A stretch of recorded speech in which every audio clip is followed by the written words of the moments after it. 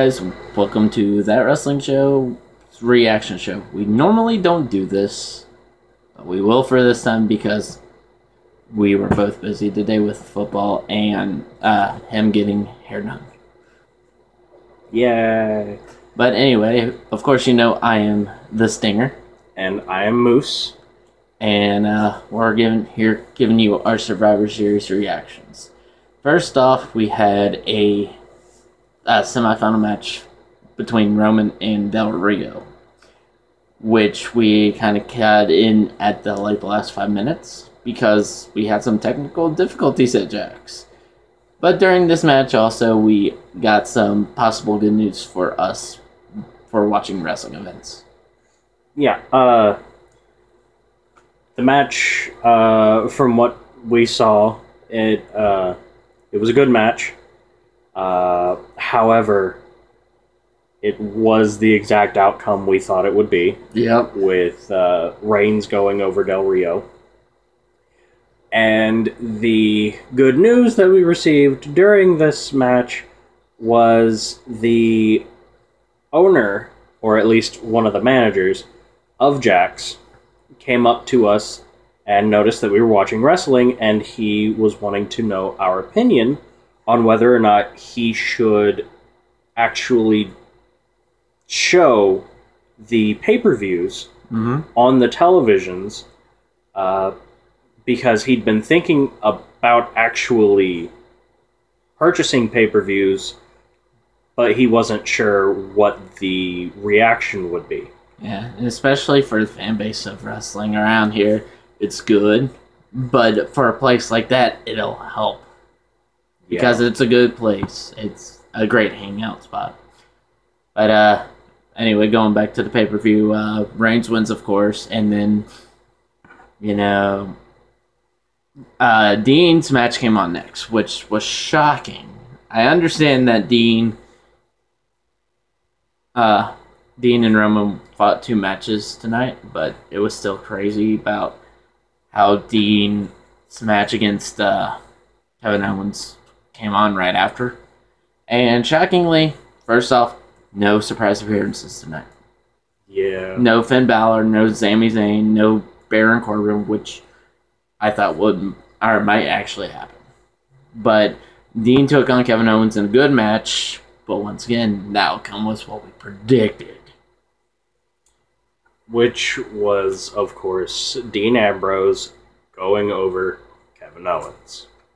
Yeah, once again, good match, but once again, you kind of saw it coming. Next, we had the traditional Survivor Series match, which pitted Usos, Lucha Dragons, and Ryback taking on the New Day, Sheamus, and Wade Barrett, or King Barrett, I should say. And now, this match, was, it could have been a lot more fun to watch than what it was, in my opinion at least. But we had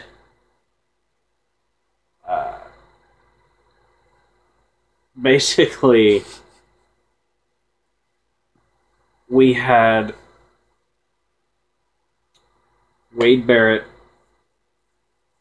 one of the Usos, and Sin Cara eliminated, and then they eliminated Big E Langston,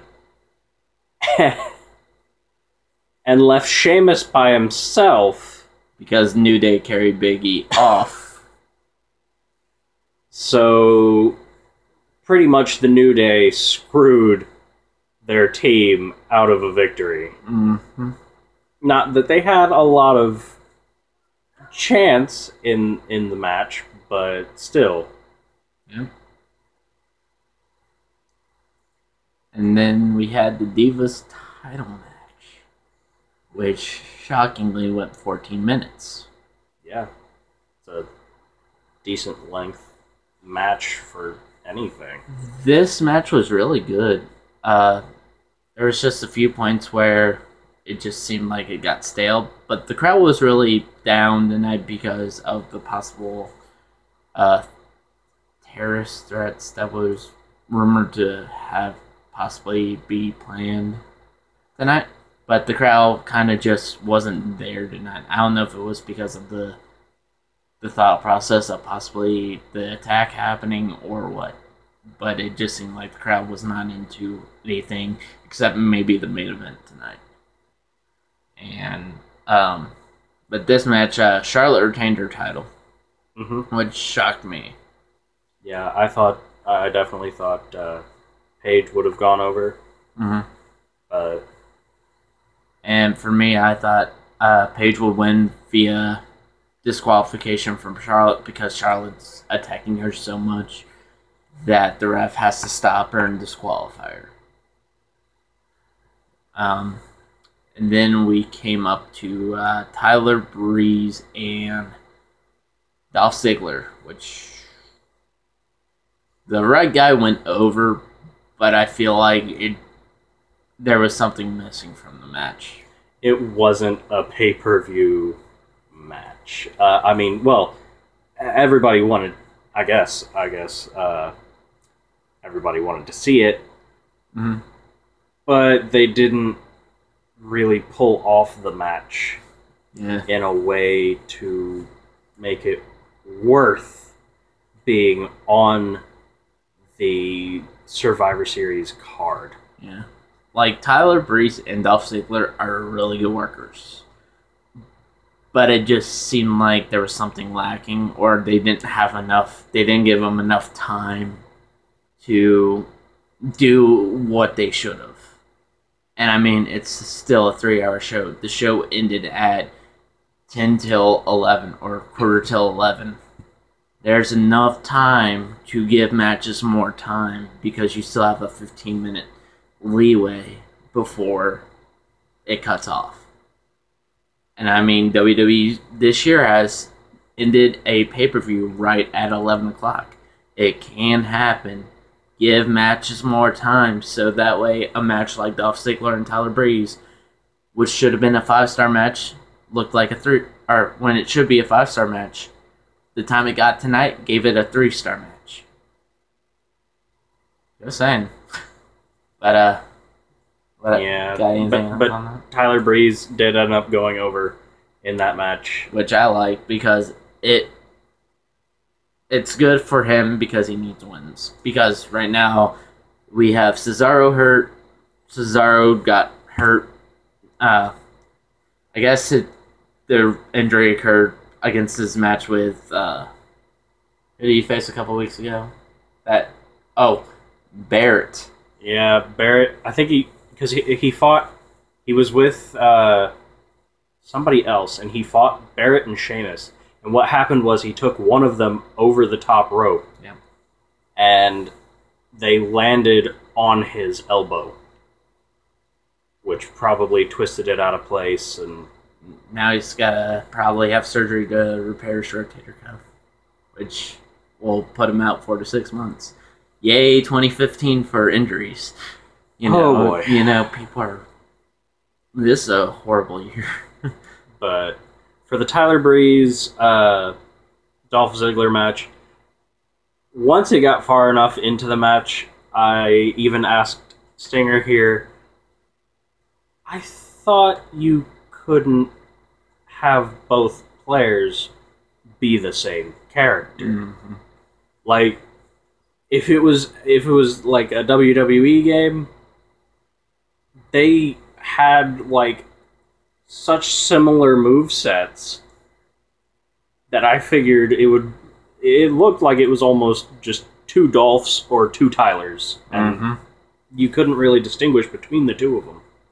Yep, and it was another thing too, is like Lionheart actually, I talked to him a couple of days ago about this and everything. He said that Tyler Breeze needs to get away from Summer Rae as quick as possible. And I kind of went against him on that, saying that right now Summer Rae's not doing anything. Summer Rae is just out there to be there, really. And other than that, it's kind of hard to, he needs something to make it look like he can get any girl. And I think that's why Summer's with him. And that's why I think right now it works. If you want to turn him face, get him away from Summer. But right now he's a heel, and you needed him to stay a heel because I don't think that character can work as a babyface. Should we move on to the next match? Yep. Because this is the 25 years of Undertaker match, which practically was the hashtag during this match. It was annoying. But it was Brothers of Destruction versus what I thought was Braun Strowman and Bray Wyatt, which turned into Luke Harper and Bray Wyatt versus the Brothers of Destruction. Early on in the match, I'm pretty sure we had no idea who was actually going to wrestle. Because you keep telling me his name. Eric Rowan. Eric Rowan. He got a double choke slam. Then a couple minutes later, there's a fight between Taker, Kane, and Braun outside of the ring. And they do a double choke slam on him through the table. Yeah, I guess they were just taking out the two stragglers so that they couldn't interfere, but it wasn't announced really, right, or indicated as to who out of the four of them were actually the tag team. Right. Until halfway through the match. Yeah. But of course, in the Solid Monster, who I listen to his podcast every Sunday, I saw on his Twitter account, he said that, oh, there goes the Wyatts. Or there goes Bray Wyatt again, because, of course, Bray Wyatt has another loss on his record. Why put Bray Wyatt, who's going to be one of your big stars in a few years, or up-and-coming big stars, because you need someone to feud with Roman when he wins the title at some point. You're going to have Bray Wyatt keep losing and make him be a big powerhouse. You can't. He loses too much. But other than that, this match was really good. There was a good spot at the end where Kane and Taker both sat up and everything, and Bray was doing his spiral crawl and was shit. But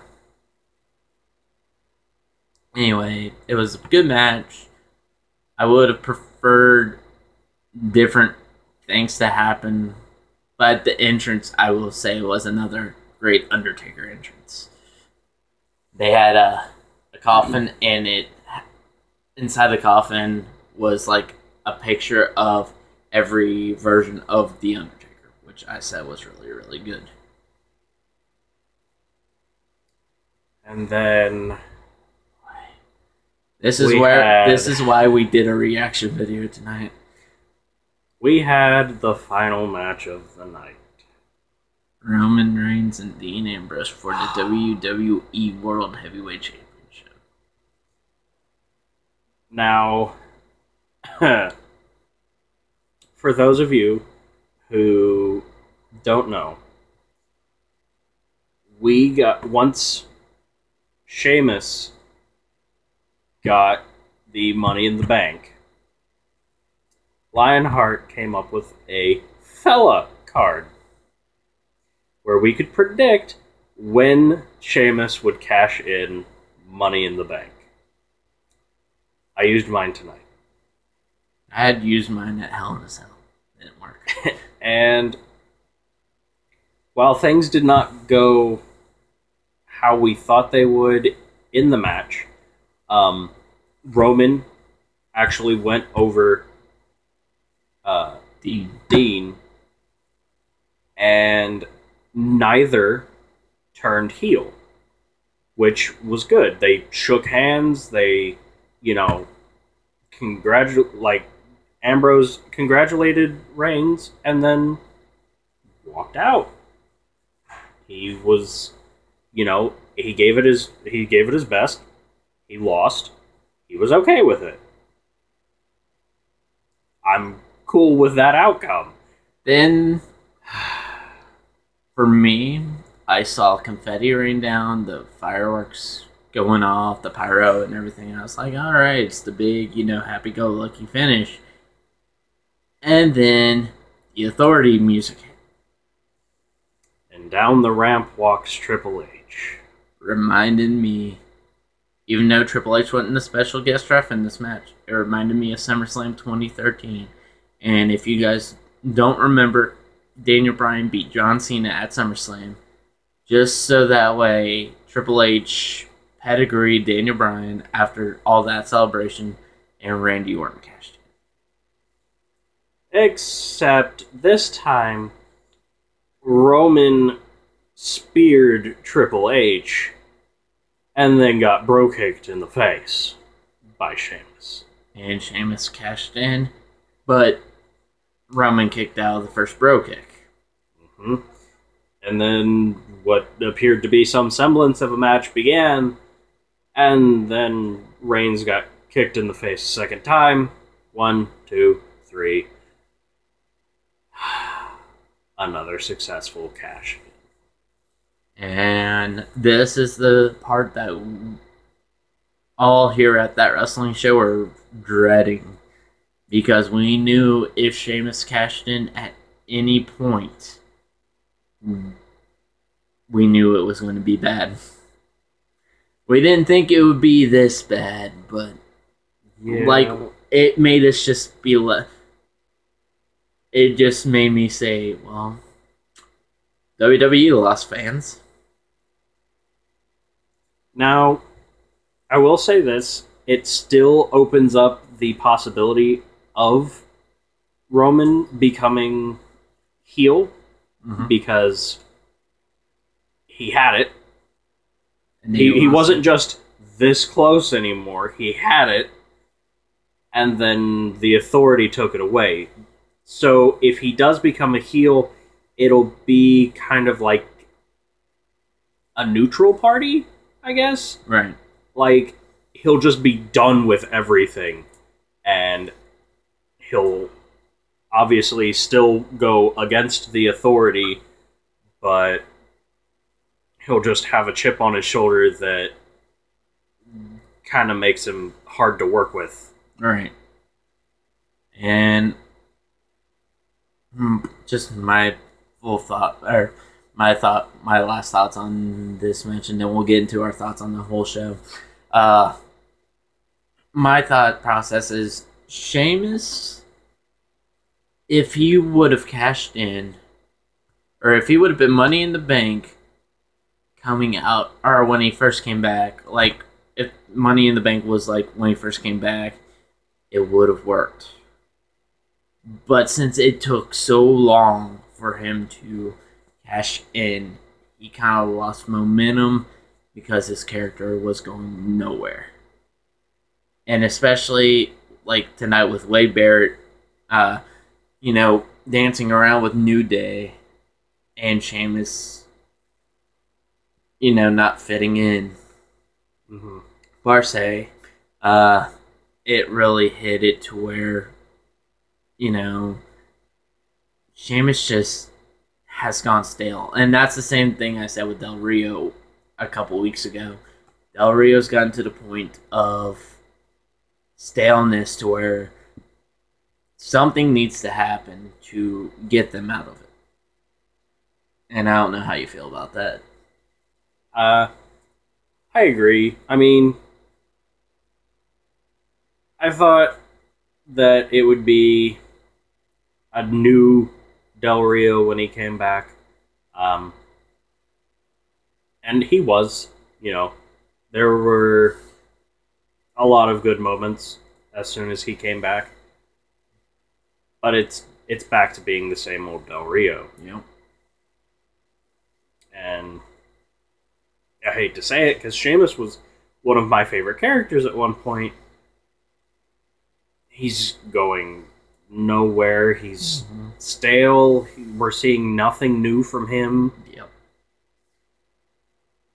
I mean, the only way he could have done anything exciting at this point would have been to not cash in Money in the Bank. Right. At all. Like, hey, I won Money in the Bank. Here you go, a year later. Yep. Like, cash it in just to screw somebody else out of a chance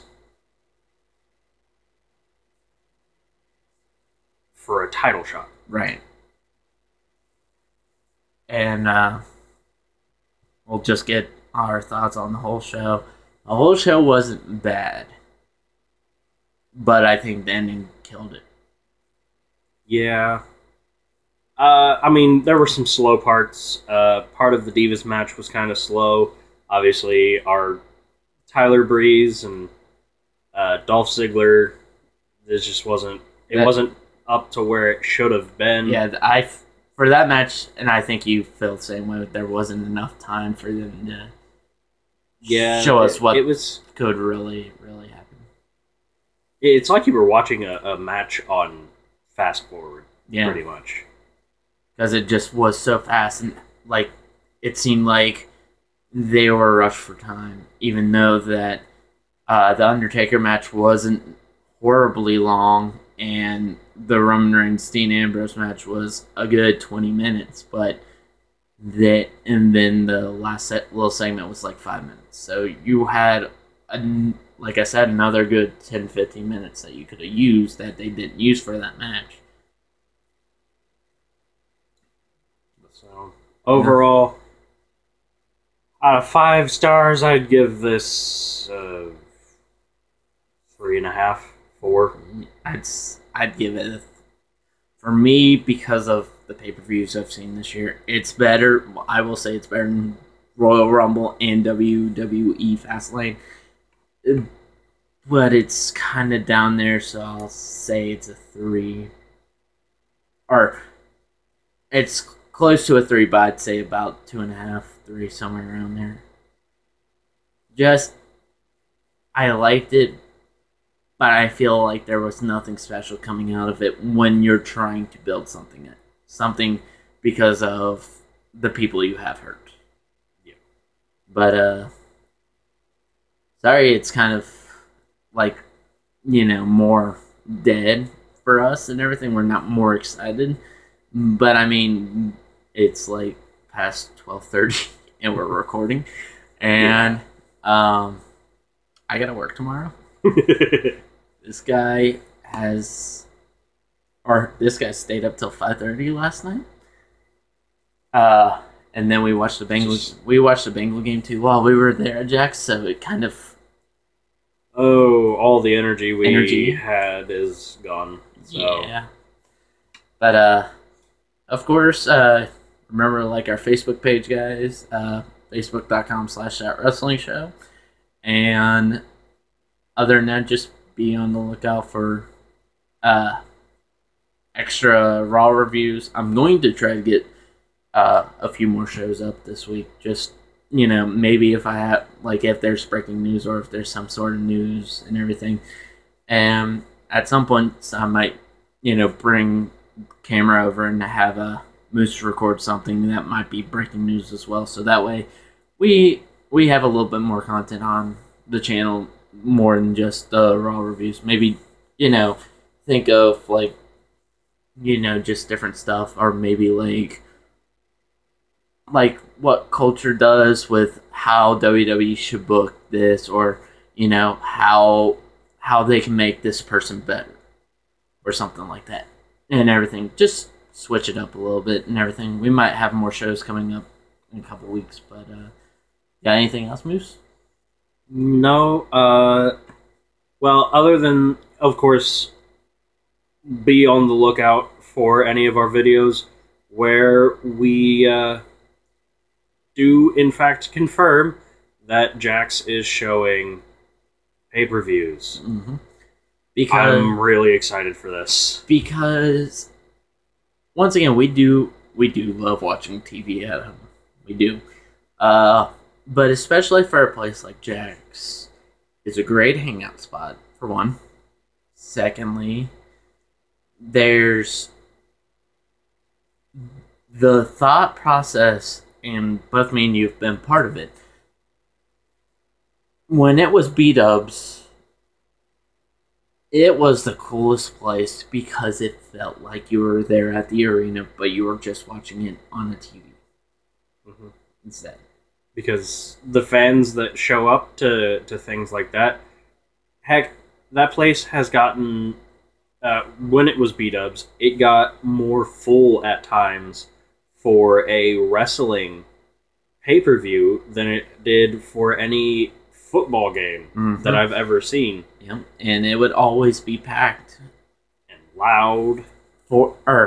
Even for Bengal games, it'd be loud, but when it was for WWE events, it was like, people, because there was even one time Mark Henry won the World Heavyweight Championship against Orton.